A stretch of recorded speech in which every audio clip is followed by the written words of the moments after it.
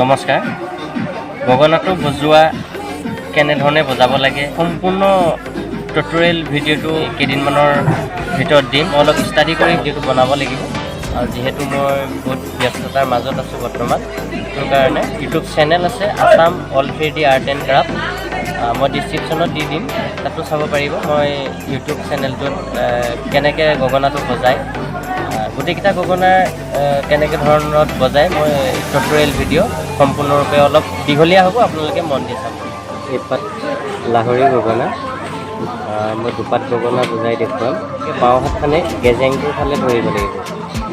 আৰু জিভাখনৰ ফালে মেখেলাখনৰ ফালে বুঢ়া আঙুলি মোৰ হাতেৰে মাৰিব লাগিব এইটো চাওক এই পইণ্টটোত বুঢ়া আঙুলিটো বাওঁ হাতৰ এনেকৈ কৰি ধৰি এইটো এনেকৈ কৰি মুঠি মাৰি ধৰি অলপ টানকৈ ধৰিব লাগিব যাতে ইয়াত মাৰিলে গগনাটো নিহিলে আৰু এই মেখেলাকেইখন যে আছে এইখন মেখেলা বুলি কয় এই দুফালে দুচটি মাজৰ এচটি এইটো জিভা এই জিভাখন ইমানটোমান মেলিব লাগিব বেছি মেলিলে গগনাটো ভাগি থাকিব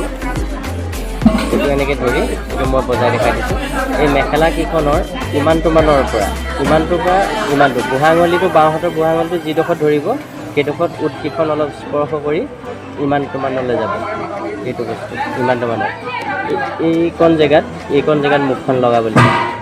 আৰু দুটা উঠেৰে অলপ শ্লাইড চেপিব লাগে বেছি দিনাখন ভিতৰলৈ নিব লাগিব কিক কাউন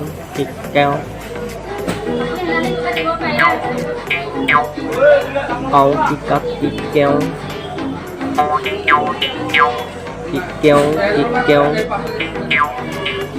Ao kikak kikkeong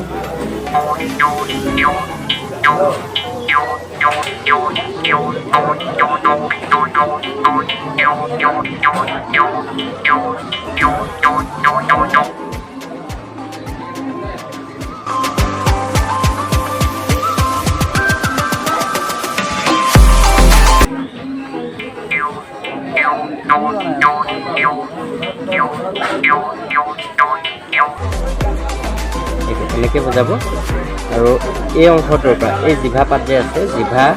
আৰু মেখেলাৰ পৰা এই অংশকণ বহুত সাৱধানে ৰাখিব লাগিব আৰু বাওঁ হাতখন গেজেঙৰ ফালে যিটো জোং আছে গগনাৰ যিটো জোং আছে খোপাত যিটো লয় এনেকৈ কৰি